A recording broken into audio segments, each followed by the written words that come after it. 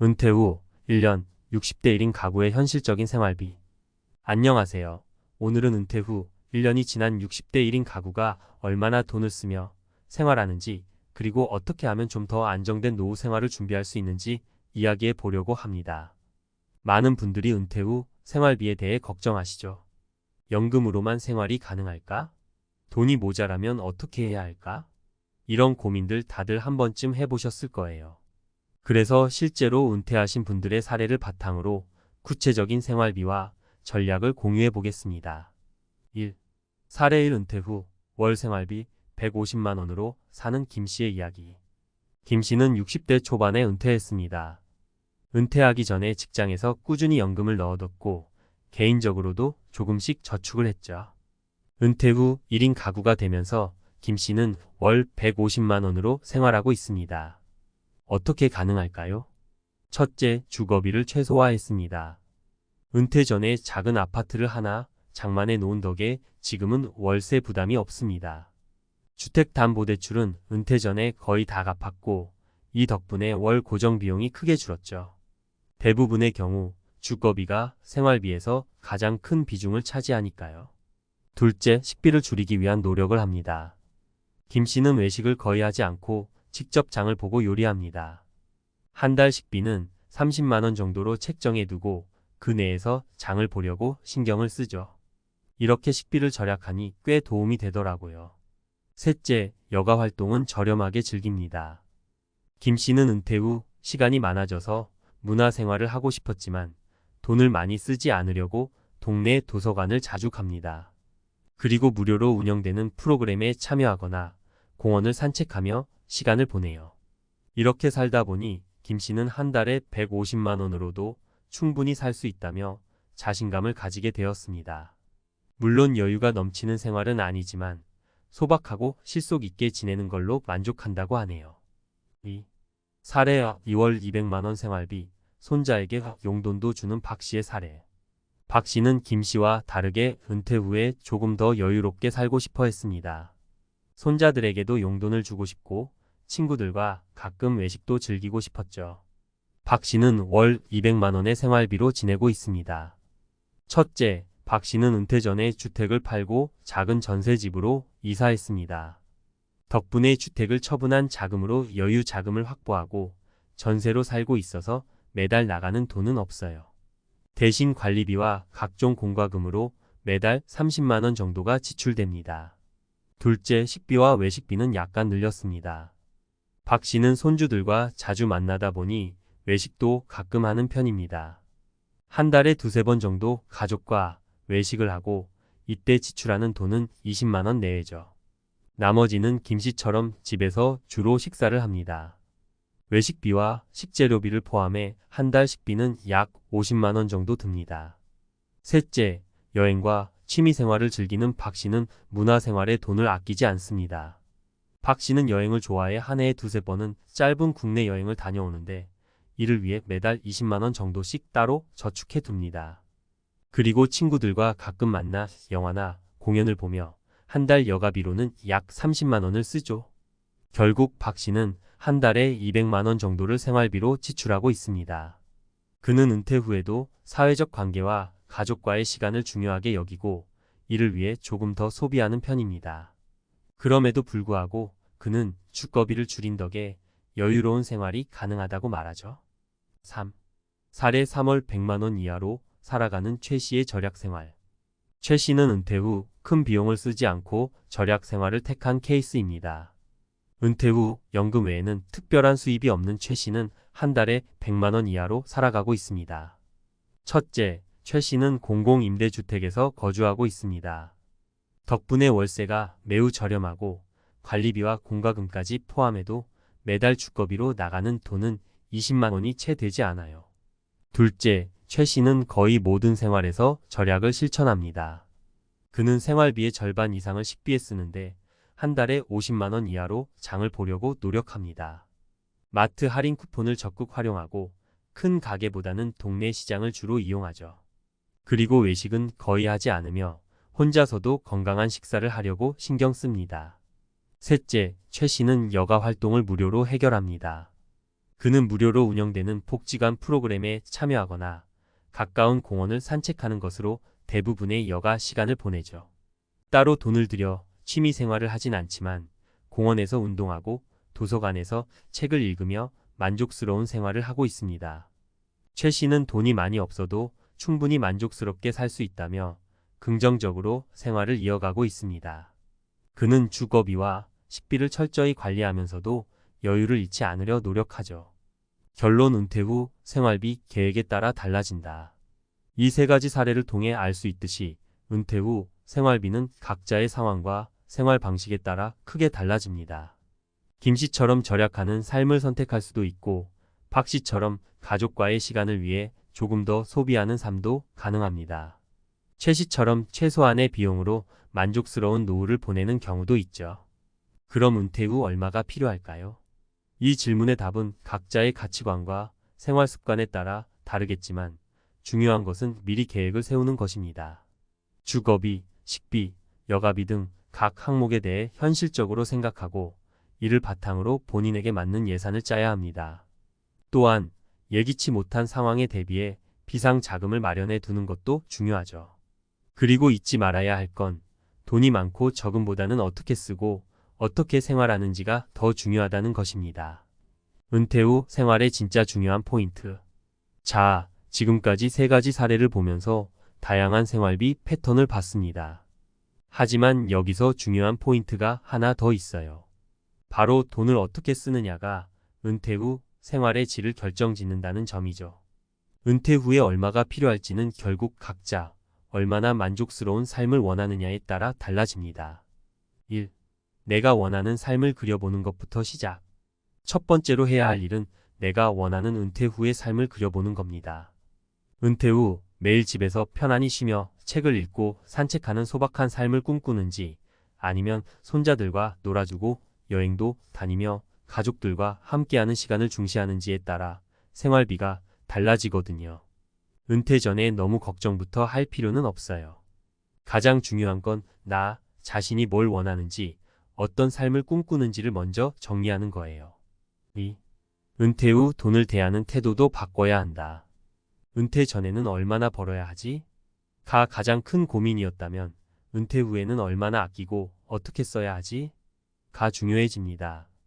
돈을 많이 벌 수 있는 시기는 지나갔지만 그 대신 은퇴 후에는 돈을 효율적으로 관리하는 법을 배워야 해요. 여기서 중요한 건 소비의 우선순위를 정하는 것입니다. 예를 들어 내게 주거비가 가장 큰 부담이라면 은퇴 전부터 주택 문제를 해결하는 데 집중해야 하고 여가 생활이 중요하다면 그에 맞는 예산을 따로 마련해 두는 거죠. 적은 돈으로도 충분히 행복할 수 있다는 마인드를 갖는 것도 큰 도움이 됩니다. 사람들은 보통 은퇴하면 돈이 많이 필요하다고 생각하지만 실제로는 소비 패턴만 잘 조절하면 생각보다 적은 비용으로도 충분히 행복하게 살 수 있답니다. 3. 비상금은 필수. 예상치 못한 상황을 대비하라. 또 하나 빼놓을 수 없는 건 비상금입니다. 은퇴 후 생활을 해나가다 보면 갑자기 예상치 못한 상황이 발생할 수도 있어요. 예를 들어 건강 문제가 생기거나 집에 큰 수리가 필요할 때는 한꺼번에 큰 돈이 나갈 수 있거든요. 이럴 때를 대비해 적어도 6개월에서 1년 정도의 생활비를 비상금으로 마련해 두는 것이 좋습니다. 적당한 크기의 비상금은 위급한 상황에서도 정신적으로 큰 여유를 줍니다. 4. 여가와 사회적 관계의 중요성. 돈과 함께 은퇴 후에 중요한 것이 바로 사회적 관계와 여가입니다. 일을 그만두고 나면 생각보다 시간이 많아지고 이 시간들을 어떻게 보내느냐에 따라 은퇴 생활의 만족도가 크게 달라질 수 있어요. 김 씨는 도서관과 공원 산책을 통해 저렴하게 시간을 보내지만 이를 통해 만족스러운 시간을 보낸다고 했습니다. 반면 박 씨는 가족들과의 외식이나 여행에 돈을 쓰며 자신이 소중하게 여기는 사회적 관계를 유지하려고 노력하죠. 이처럼 은퇴 후의 여가 생활은 돈을 많이 쓰는 것보다 자신에게 가장 맞는 방법을 찾는 것이 중요해요. 취미를 즐기거나 봉사활동에 참여하는 것도 좋은 방법이고 가족들과의 시간을 보내는 것도 좋은 선택입니다. 5. 미리 준비하는 것이 답이다. 마지막으로 중요한 건 미리 준비하는 것입니다. 은퇴 후의 삶은 예상보다 빠르게 다가오고 준비 없이 맞이하면 당황스러울 수 있죠. 김 씨, 박 씨, 최 씨처럼 각자의 방법으로 은퇴 생활을 설계했듯이 여러분도 미리 계획을 세우는 게 중요합니다. 어떤 주거 환경에서 살고 싶은지, 얼마나 식비와 여가비를 쓸 것인지, 비상금은 얼마나 모아 둘 것인지 등의 세부 계획을 세우면 훨씬 안정된 은퇴 생활을 누릴 수 있죠. 또한 은퇴 후에도 건강을 유지하고 건강관리비에 대한 대비도 함께 생각해 보는 것이 좋습니다. 결론, 은퇴 후에도 충분히 행복할 수 있다. 사람마다 각기 다른 은퇴 후 생활을 원하겠지만 결국 중요한 건 본인이 어떤 삶을 살고 싶은지에 대한 명확한 그림을 가지고 그에 맞게 준비하는 것이에요. 돈이 많으면 여유롭겠지만 적절한 계획과 지혜로운 소비가 있다면 적은 돈으로도 충분히 만족스러운 은퇴 생활을 보낼 수 있답니다. 은퇴 후에는 더 이상 돈을 버는 시기가 아닌 이제까지 쌓아온 것들을 잘 관리하고 활용하는 시기입니다. 그리고 무엇보다도 행복한 은퇴 생활은 돈이 전부가 아니라는 사실을 기억해 주세요.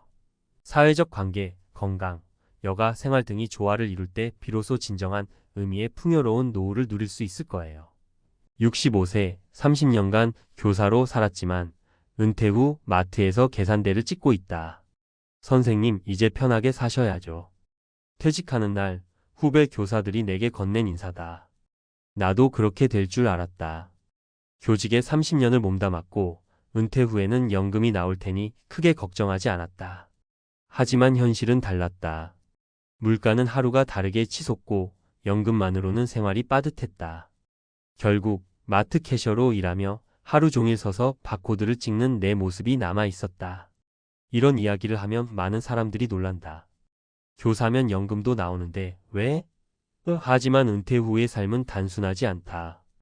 우리가 예상하는 것보다 더 많은 변수들이 있다. 퇴직 후 생각보다 빠듯한 연금의 현실. 은퇴 전엔 다들 연금만 있으면 되지 라고 말하지만 실제로 연금을 받아보면 이야기와 다르다.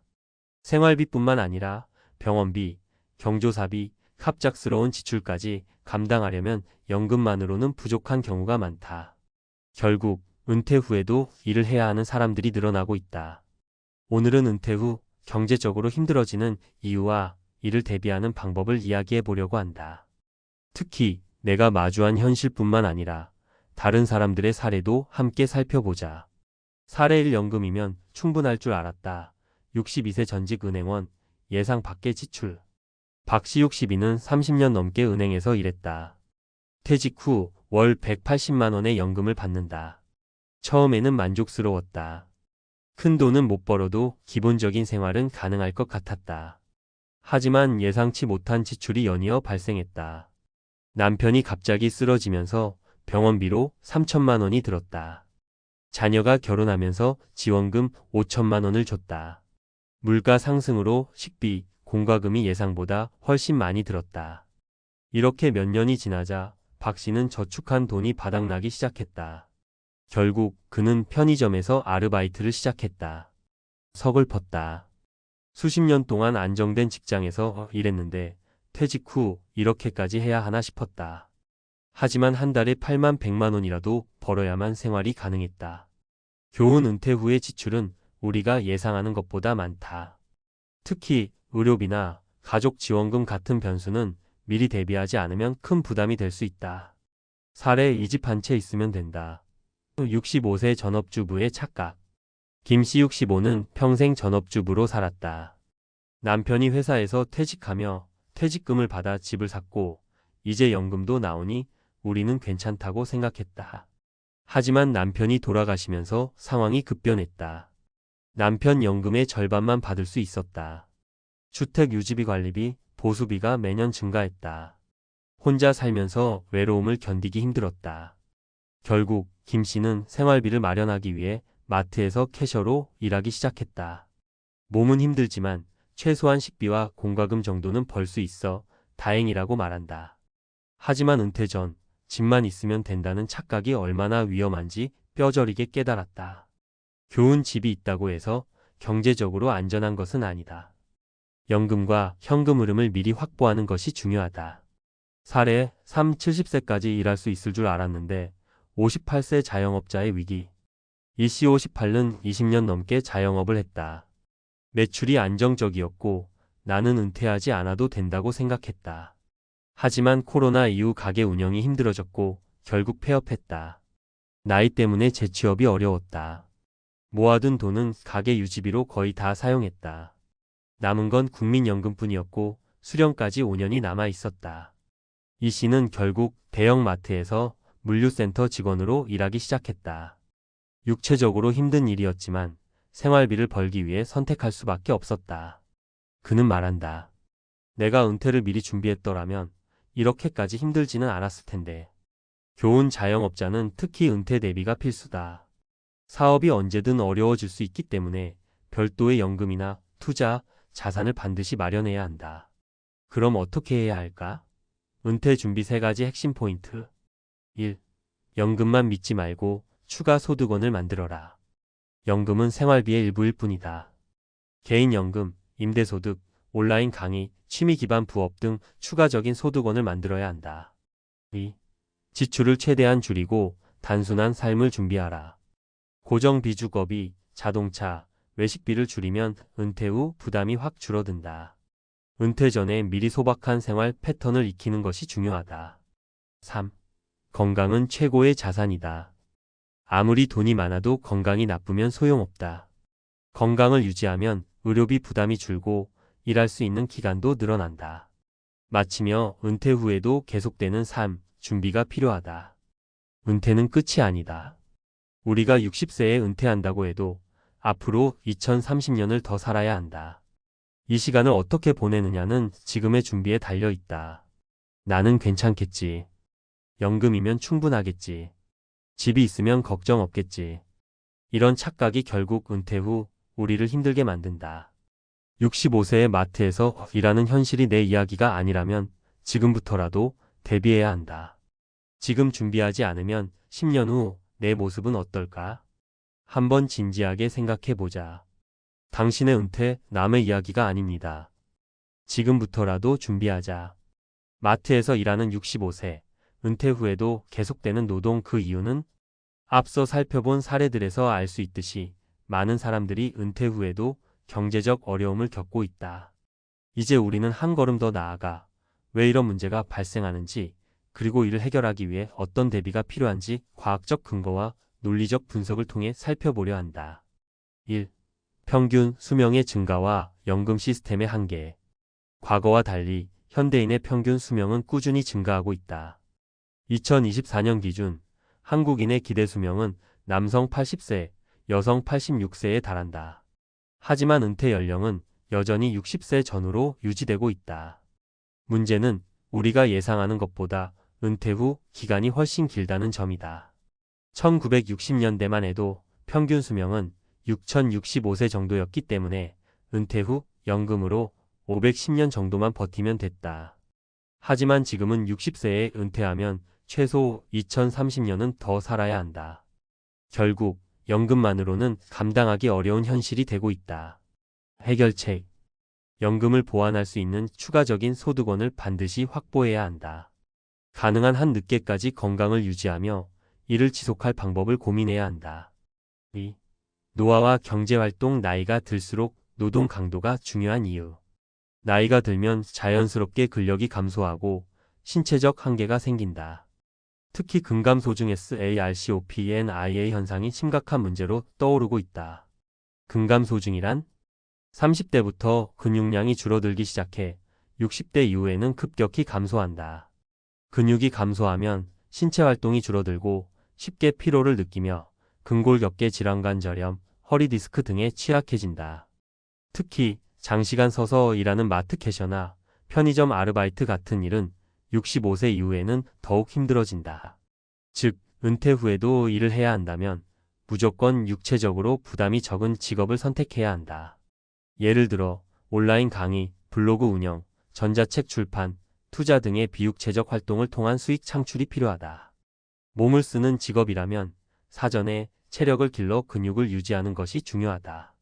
해결책.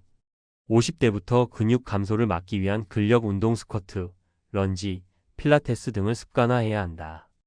육체적 노동이 아닌 온라인 또는 지식 기반의 일자리를 미리 준비해야 한다. 3. 고령화 사회에서의 노동시장 변화 60대 이후에도 일하는 법. 최근 고령화 사회 하이퍼 마이너스 에이징 서사이어티로 접어들면서 60대 이후에도 경제활동을 해야 하는 시대가 되었다. 하지만 현실적으로 재취업이 쉽지 않다. 50대 이후에 재취업 시장이 어려운 이유. 기업들은 나이가 많을수록 급여를 높게 요구할 것이라고 생각한다. 디지털 기술이 발전하면서 젊은 세대와의 경쟁이 심화되고 있다. 60대가 되면 일할 수 있는 직업이 제한적이다. 그렇다면 어떤 직업이 현실적인 대안이 될 수 있을까? 비대면 온라인 직업 유튜브, 블로그, 전자책 출판, SNS 강의, 프리랜서 및 1인 사업 컨설팅, 코칭, 전문 지식 기반 강의, 공공 및 서비스직 도서관 사서, 상담직, 중장년 대상 교육 서비스, 해결책. 은퇴 전에 새로운 기술을 익히고 디지털 역량을 강화해야 한다. 기업에 의존하지 않고 스스로 경제활동을 할 수 있는 준비가 필요하다. 결론 노후에 마트에서 일하지 않으려면 지금 해야 할 3가지. 1. 연금만 믿지 말고 추가적인 수익원을 확보하라. 연금이 부족한 현실을 직시하고 미리 부업이나 투자 등으로 소득원을 다변화해야 한다. 2. 건강을 지키고 근력을 유지하라. 노후에도 일하려면 건강이 필수다. 50대부터 근력 운동과 건강 관리를 철저히 해야 한다. 3. 새로운 직업을 준비하라. 기존 직장에서 은퇴하더라도 새로운 경제활동을 할 수 있도록 미리 기술을 익히고 디지털 역량을 키워야 한다. 당신의 은퇴, 지금 준비하지 않으면 나중엔 늦다. 오늘부터라도 구체적인 계획을 세워보자. 솔직히 말해서 많은 사람이 공무원 연금이면 노후는 든든하겠지? 라고 생각하잖아요. 사실 저도 예전에는 그런 막연한 믿음이 있었어요. 공무원들 연금이든 군인 연금이든 나라에서 주는 돈이니까 안정적이고 목돈이 들어오겠지 하고요. 근데 최근에 주변 지인들 얘기를 들어보니까 전혀 그렇지도 않더라고요. 연금이란 게 들여다보면 생각보다 금액이 얼마 안 되고 또 나이가 들수록 나가는 돈이 장난이 아니니까 예상 밖으로 힘들다는 거예요. 아무래도 우리는 은퇴라는 걸 남 이야기로 치부하거나 난 아직 멀었어 하면서 안일하게 넘기는 경향이 있는 것 같아요. 그런데 막상 딱 은퇴 시점이 되면 갑자기 매달 생활비며 병원비가 확 뛰는 데다 수입은 예전만 못하니 가슴이 철렁 내려앉는 거죠. 오늘은 바로 그 은퇴 후의 현실 이야기를 좀 해볼까 해요. 특히나 많은 분이 공무원은 괜찮겠지 라고 생각하지만 막상 공무원들도 예외 없이 비슷한 어려움을 겪고 있다는 사실을 접하면 좀 놀라게 되실 거예요. 그럼에도 불구하고 사람들이 잘 말하지 않는 은퇴 후에 겪는 어려움과 고민들, 그리고 실제 사례들을 한번 솔직하게 나눠보려 합니다. 제가 직접 겪은 일은 아니지만 지인들을 통해 전해 들은 이야기도 있고 주변에 비슷한 상황에서 힘들어하는 분들이 많아서 함께 나눠보면 좋을 것 같아요. 1. 김 과장의 이야기 연금은 받는데 왜 한 푼도 안 남는 거지? 먼저 소개해드릴 분은 30년 넘게 시청에서 일하셨던 김 과장님이에요. 은퇴 직전에는 꽤 높은 직급이어서 사람들 사이에서 저분은 노후 걱정 없겠다라는 말이 종종 들렸죠. 본인도 그래도 공무원 연금이면 일반 직장보다는 든든하지 않겠어? 라고 반쯤은 확신하고 계셨어요. 그런데 은퇴하고 나서 한 2년 정도 지나니까 김 과장님이 한숨이 늘더라고요. 연금 자체는 매달 꼬박꼬박 들어오긴 해요. 근데 정말 문제는 지출이 생각보다 훨씬 많다는 거예요. 자녀가 아직 대학을 졸업하지 않았고 등록금이 크게 부담이 된대요. 본인도 이제 나이가 있으니 병원 갈 일이 많아져서 약값이며 검사비가 은근히 큼직하게 나가죠. 게다가 재직 때처럼 각종 모임비, 경조사비 이런데 계속 부르다 보니 허투루 돈을 쓰지 않아도 이미 월 지출이 예상보다 훌쩍 커져버린 거예요. 결국 연금이 들어온다 해도 여유 자금이 남는 경우는 거의 없고 때로는 더 부족해서 기존에 저축했던 돈을 조금씩 깨고 있는 상황이 된 거죠. 아니, 젊을 때 연금만 바라보고 있었는데 막상 받아보니 생각보다 별로 안 돼. 이럴 줄 알았으면 은퇴 전부터 뭐라도 하나 더 준비했어야 했는데 하면서 아쉬움을 토로하시더라고요.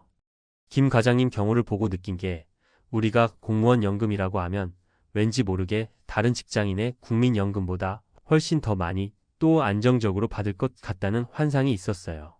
실제로도 일반 국민연금보다 금액이 높은 건 맞긴 한데 세월이 흐르면서 제도도 자꾸 바뀌고 물가는 올라가고 각종 생활비가 늘어나니까 실질적인 체감은 예전만 못하다는 거죠.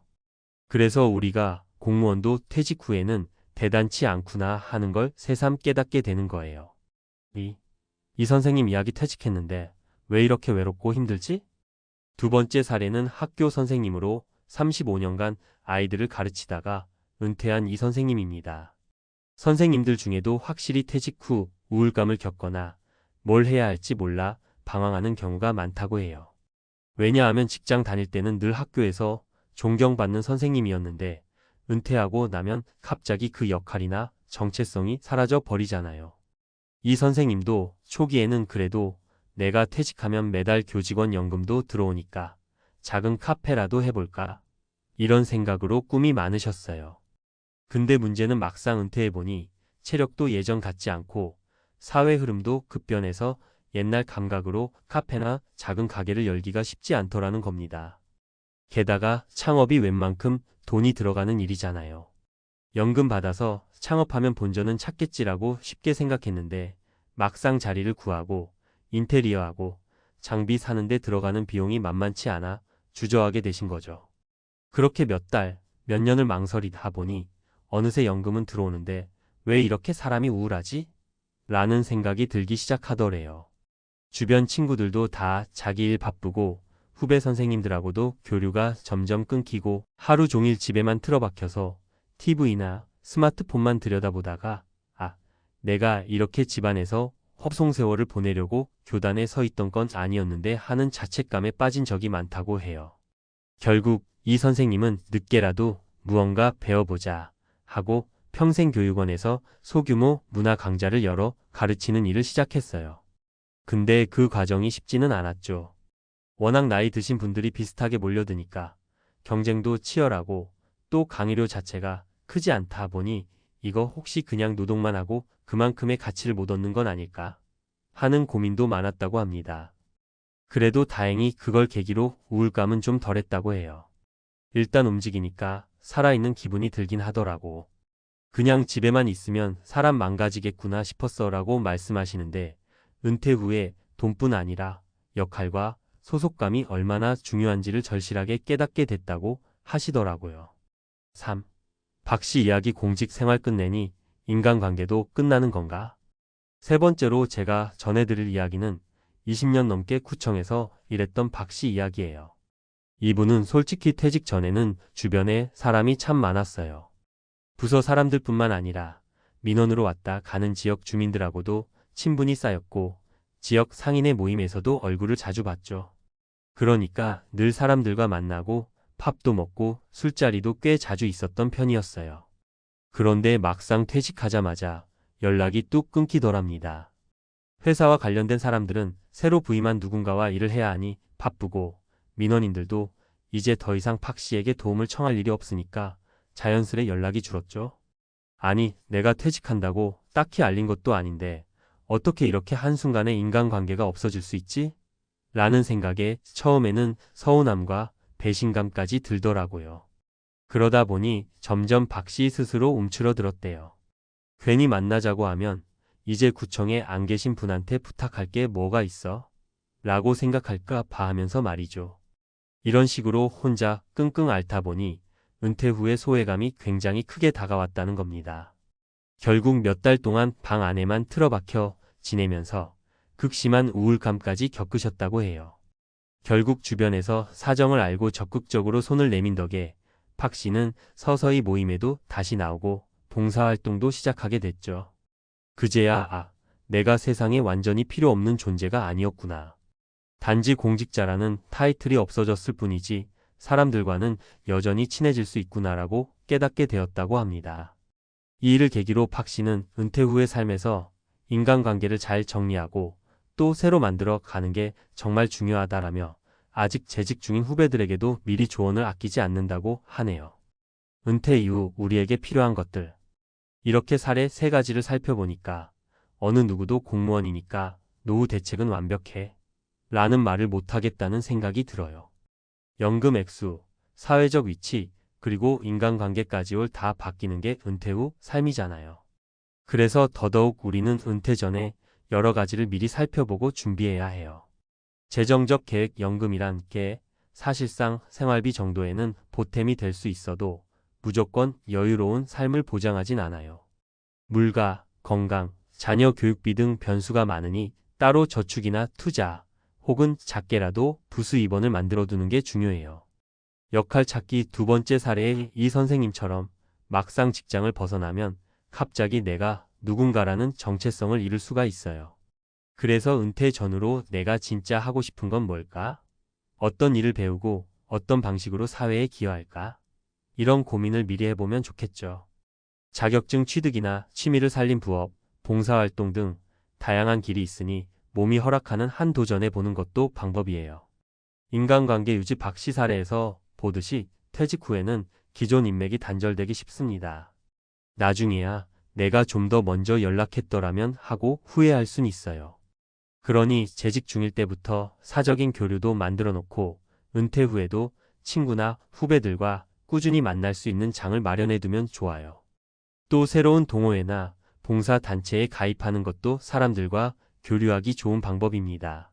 맺으며 은퇴라는 게 사실 누구도 피해갈 수 없는 인생의 한 과정이죠.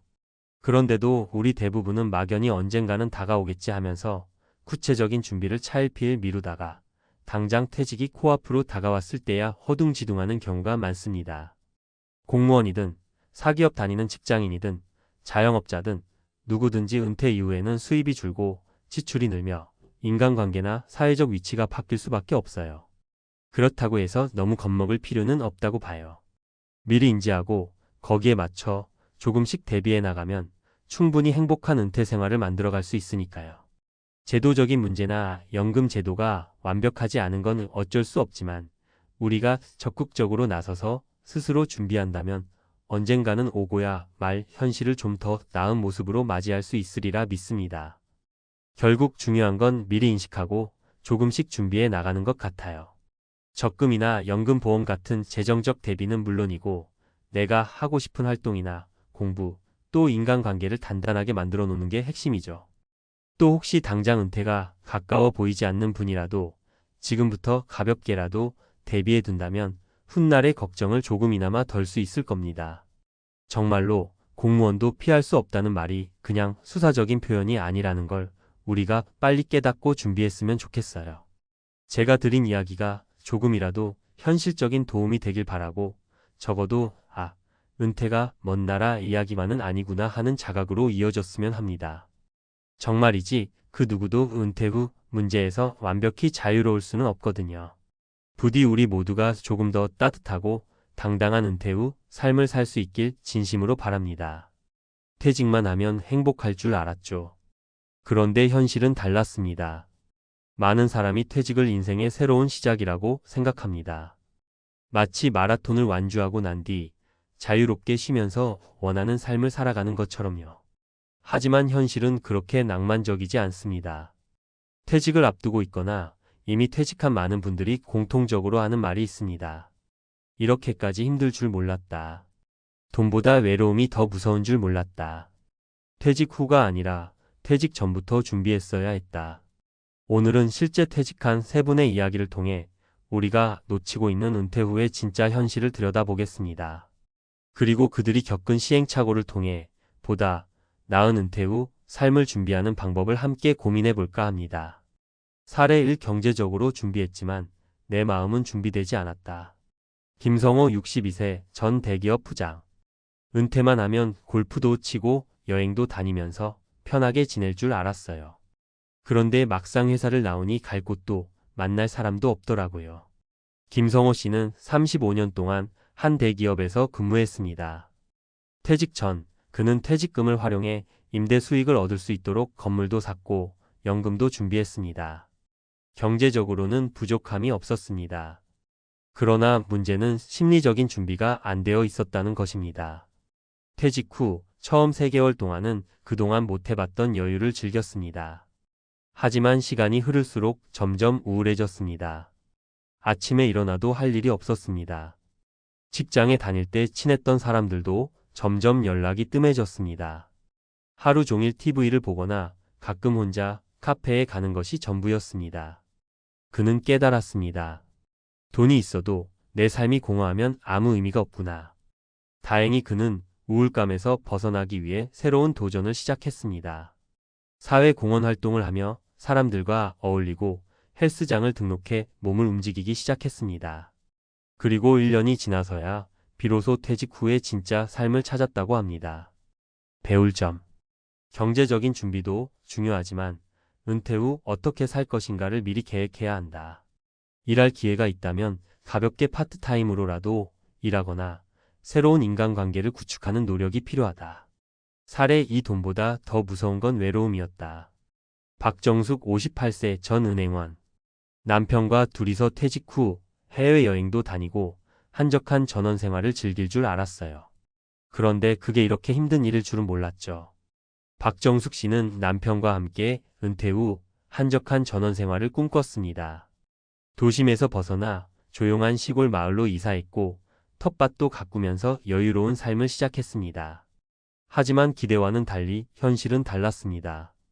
도시에 살 때처럼 쉽게 친구를 만날 수 없었습니다. 남편과 함께 있지만 대화가 줄어들고 갈등이 많아졌습니다. 익숙한 삶의 패턴이 사라지니 불안감이 커졌습니다. 처음에는 단순한 적응 문제라고 생각했지만 시간이 갈수록 외로움은 커졌습니다. 결국 그녀는 다시 도시로 돌아왔고 현재는 동네 도서관에서 봉사활동을 하며 새로운 사람들과 교류하고 있습니다. 배울 점. 은퇴 후의 삶을 물리적 환경이 아니라 심리적 환경까지 고려해서 준비해야 한다. 아무리 좋은 장소에 살아도 함께 나누고 공감할 사람이 없다면 외로움에 빠질 수 있다. 사례 3 퇴직 후에도 계속 일해야 한다는 걸 몰랐다. 이재훈 65세 전 자영업자. 퇴직하면 좀 쉬면서 살 줄 알았어요. 그런데 현실은 매달 생활비 걱정이더라고요. 이재훈 씨는 30년 동안 작은 가게를 운영하다가 60세가 되면서 사업을 접었습니다. 큰 돈을 벌진 못했지만 나름의 재산도 모아두었고 연금도 받을 수 있었습니다. 하지만 생각보다 연금이 적었고 예상하지 못한 지출이 계속 생겼습니다. 건강보험료, 자동차 유지비, 경조사비 등 돈 나갈 일이 끊이질 않았습니다. 물가는 계속 오르는데 고정적인 수입은 한정적이었습니다. 노후 자금이 빠르게 줄어드는 것을 보니 불안감이 커졌습니다. 결국 그는 다시 일을 시작했습니다. 처음엔 낯설었지만 소일거리라도 하면서 안정적인 수입을 만들었고 삶의 활력도 되찾았습니다. 배울 점. 퇴직 후에도 일정한 경제활동이 필요할 수 있다. 완전한 은퇴보다는 유연한 재취업이나 파트타임 일을 고려해야 한다. 퇴직 후 진짜 삶을 준비하는 법. 위 사례들을 통해 우리가 알 수 있는 것은 퇴직 후 삶은 결코 단순하지 않다는 것입니다. 단순히 돈만 준비한다고 끝이 아닙니다. 심리적, 관계적, 생활 방식까지 종합적으로 준비해야 합니다. 1. 경제적인 부분. 연금만으로 충분한지 다시 한번 점검하자. 가능하면 퇴직 후에도 소일거리를 준비하자. 2. 심리적인 부분. 하루 일과를 미리 계획하고 새로운 도전을 만들어 보자. 운동, 봉사, 취미생활 등 규칙적인 활동을 유지하자. 3. 인간관계. 기존의 인맥을 유지하면서 새로운 관계를 넓히자. 지역 커뮤니티, 동호회 등에 적극적으로 참여하자. 퇴직 후 삶은 새로운 시작이다. 퇴직은 끝이 아닙니다. 오히려 새로운 삶을 시작하는 중요한 전환점입니다. 그러나 준비 없이 맞이하면 힘들 수밖에 없습니다. 여러분은 퇴직 후 어떤 삶을 살고 싶으신가요? 지금부터라도 하나씩 준비해 나간다면 은퇴 후에도 충분히 행복한 삶을 살 수 있습니다. 지금부터라도 늦지 않았습니다. 당신의 퇴직 후 삶을 설계해 보세요. 퇴직 후의 현실 우리가 간과하는 진짜 문제들. 1. 퇴직 후 재정적인 현실 돈만 믿고 은퇴하면 위험하다.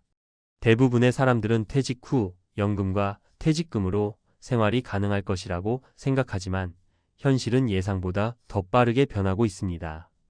국내 평균 연금 수령액과 생활비 비교. 국민연금공단 2023년 자료에 따르면 국민연금 수급자의 월 평균 연금액은 약 6,080만 원 수준입니다. 하지만 통계청의 2023년 가구당 월 평균 소비 지출에 따르면 60대 가구의 평균 소비 지출은 25만 300만 원 이상입니다. 즉, 연금만으로 생활하기에는 매달 200만 원 이상이 부족한 상황입니다. 퇴직 후 추가 소득이 필요한 이유. 물가 상승률 연평균 23%를 고려하면 20년 후 생활비는 지금보다 훨씬 더 증가할 것입니다. 의료비 부담도 커지고 있습니다.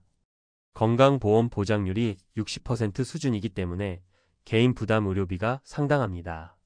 예상치 못한 지출, 자녀 결혼 지원, 주거비 등도 발생할 가능성이 큽니다.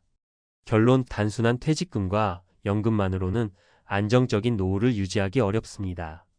따라서 퇴직 후에도 추가적인 경제활동을 지속할 방법을 고민해야 합니다. 2. 퇴직 후의 심리적 현실. 돈보다 중요한 것은 할 일이다. 퇴직 후 행복을 결정짓는 중요한 요소 중 하나는 삶의 의미와 목적입니다. 퇴직 후 우울증과 자아 정체성 상실 문제. 한국보건사회연구원 2022에 따르면 퇴직 후 2년 이내에 우울증을 겪는 비율이 30% 이상 증가합니다. 이유는 명확합니다. 사회적 역할이 사라지면서 정체성 상실과 고립감을 경험하게 되기 때문입니다. 왜 퇴직 후 우울증이 증가할까? 직장에서의 역할이 사라지면서 자신이 더 이상 쓸모없는 존재처럼 느껴집니다. 하루 종일 시간은 많지만 해야 할 일이 없으면 공허감과 무료함을 느끼게 됩니다. 직장 동료들과의 관계가 끊어지면서 사회적 연결이 약화됩니다. 결론, 돈뿐만 아니라 심리적 안정과 새로운 목표를 설정하는 것이 중요합니다.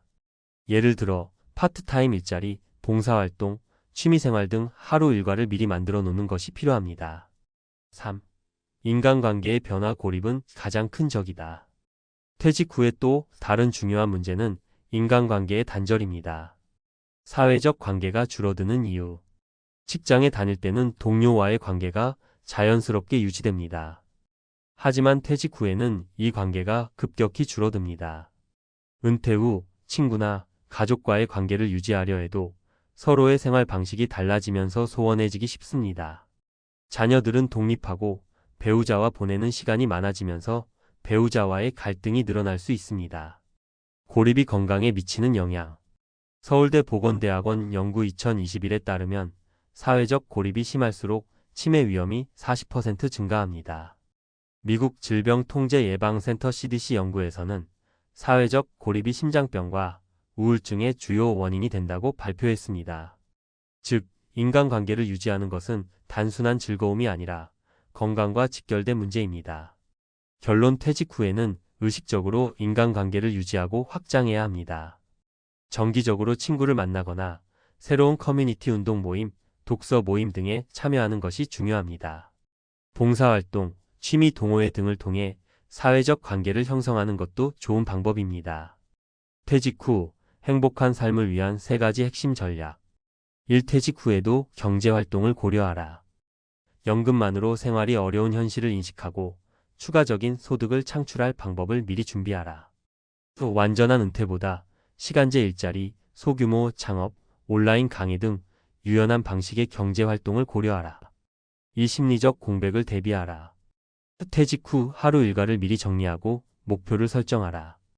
의미 있는 활동, 봉사활동, 취미생활, 학습 등을 통해 삶의 보람을 찾는 것이 중요하다.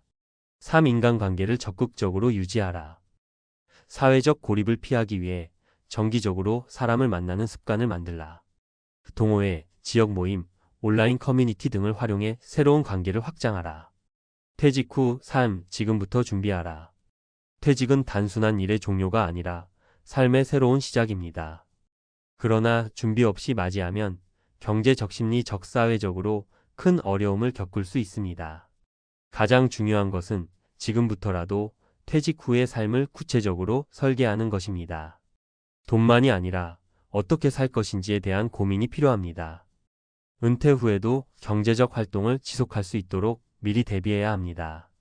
사회적 관계를 유지하고 의미 있는 삶을 설계하는 것이 건강한 노후를 보장합니다. 지금부터라도 준비한다면 퇴직 후에도 충분히 행복한 삶을 누릴 수 있습니다.